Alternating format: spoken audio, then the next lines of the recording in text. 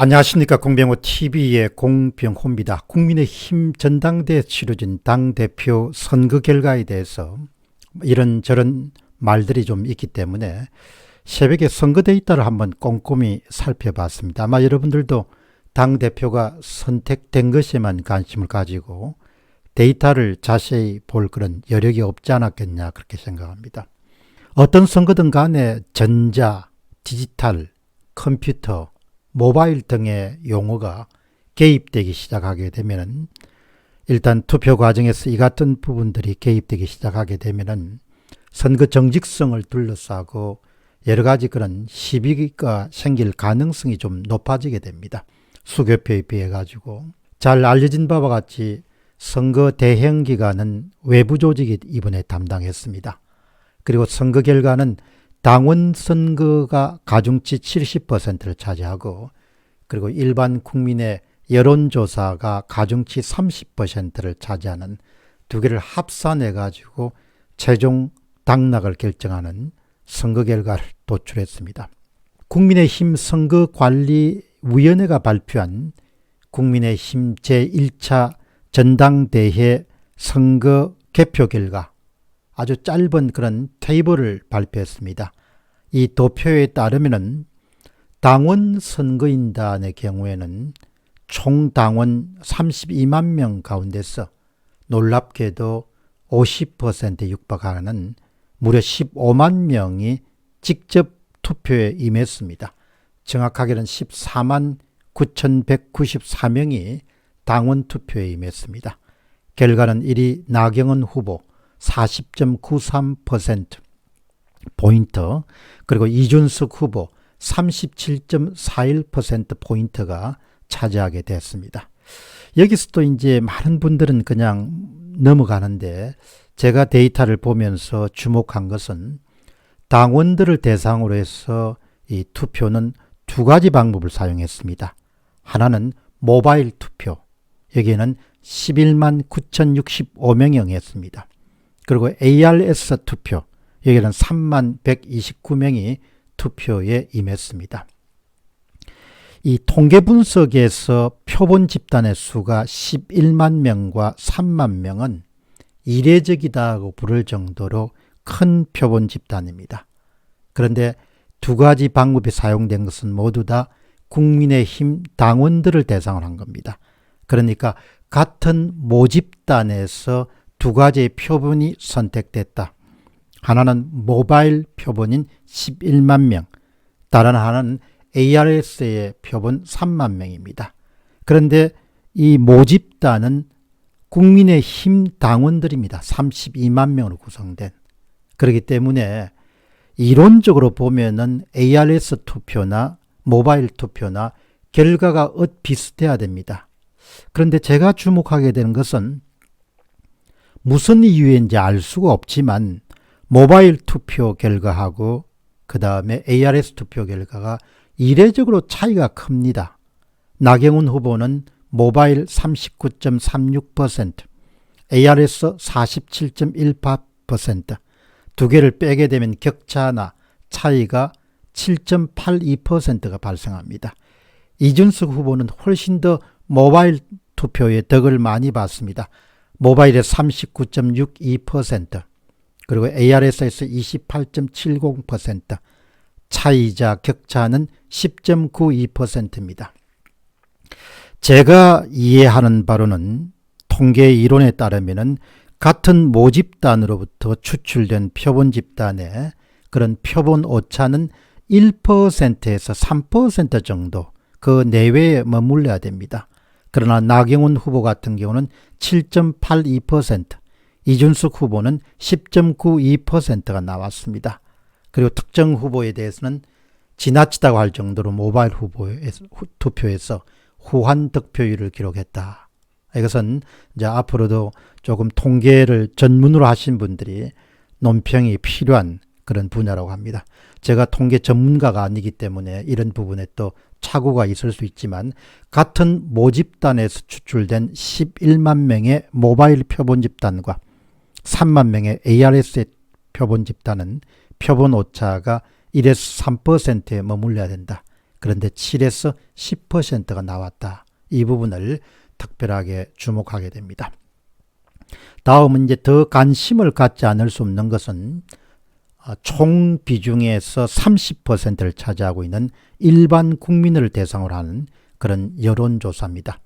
이번 선거에서 나경원 후보와 이준석 후보의 당락을 뒤집었던 것이 바로 일반 국민을 대상으로 한 그런 여론조사겠습니다. 두 개의 여론조사 기관이 주도해서 각각 불과 1000명의 여론조사를 표본 집단 수가 1000명이었습니다.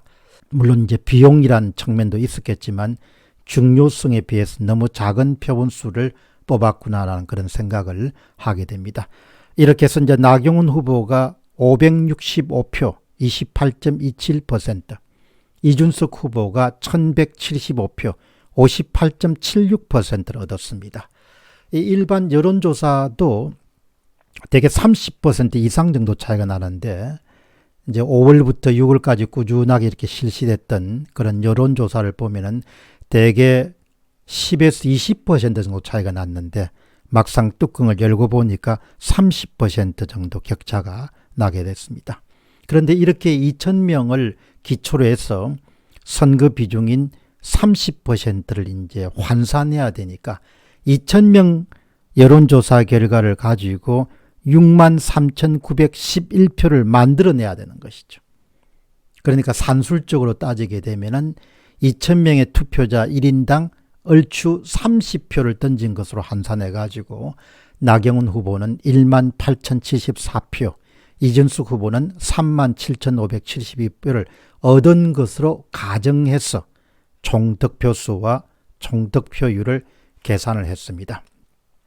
그러니까 이제 실제로는 2,000명이 투표를 했는데 이제 이것을 기초로 해가지고 30%를 만들어내야 되니까 무려 63,941표, 이것을 이른바 실제 득표수가 아니고 환산 득표수입니다.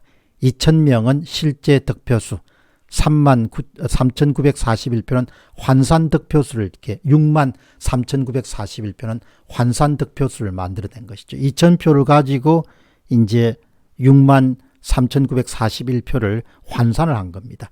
인당 30표 정도. 사실 2,000명이 어떤 사람인지도 우리도 알 수가 없고 또 어떤 방법으로 이 통계가 실시가 됐는지도 정확하게 알 수 없고 여기에다가 여론조사 기관이 응답한 1인당 30표씩을 행사한 것으로 환산하면은 수만 평을 만들어내는 것도 이게 통계적으로 의미가 있는 건지 이런 부분에 대해서도 이제 의문을 갖게 됩니다. 여기다 이제 5월 26일나 이렇게 보면은 이준석과 나경원의 여론조사 이제 격차는 대개 11% 정도, 그리고 그 다음에 6월 달에 가서는 이제 몇 퍼센트 정도 형성됐습니다. 모르겠습니다만은 이제 여론이 계속해서 이제 이준석 후보의 우호적인 그런 시각을 드러내는 것에 비례해 가지고 무려 국민 여론조사에서는 30% 정도가 격차가 나도록 그렇게 결과가 나왔습니다. 여론조사 뭐 더블 스코어가 나온 것 같은 것이죠. 그런데 이제 여론조사 기관에 대한 응답률은 대부분 통상 10%를 넘지 않습니다. 이제 그렇다면은 결국 200표 가운데서도 이렇게 2,000표에서 64,000표 정도를 만들어내는 데는 이제 여론조사에 답했던 한 사람이 한 300표까지 환산되었을 그런 가능성이 높은 것이죠. 이것을 이제 몇몇 그런 독자들이 정확하게 지적을 합니다. 이 문제를.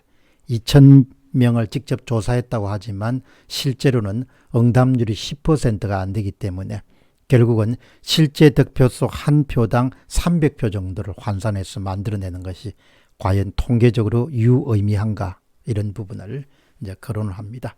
아무튼 뭐 선거가 끝나고 나면 이런저런 이야기가 나올 수 있지만 어떤 선거 이 절차의 정당성이라든지 또 정확성 같은 부분에 대해서는 그런 이 일종의 그 검증이라는 그런 차원에서 우리가 관심 있게 좀 들여다볼 필요가 있지 않겠느냐, 그렇게 봅니다.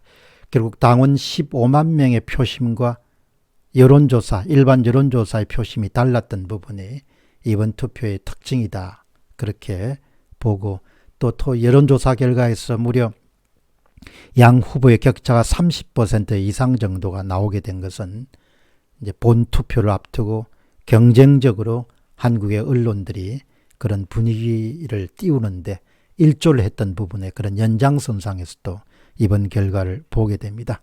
결국 여론조사 기관이 그동안 보였던 그런 막 신뢰도가 그렇게 크지 않기 때문에 이번에도 과연 모바일 투표는 어떻게 실시가 됐고 ARS는 어떻게 됐고 그것보다 더더욱 중요한 것은 두 개의 여론조사 기관이 어딘지 1000명을 어떻게 선택했는지 이제 이런 부분에 대해서는 아마 앞으로도 계속해서 말들이 나오지 않겠느냐 그런 생각을 하게 됩니다. 아무튼 이번에 선거가 끝나고 난 다음에 처음으로 데이터를 보면서도 뭐 여러 가지 좀 생각하는 그런 부분이 있습니다. 공병호 TV의 공병호였습니다. 감사합니다.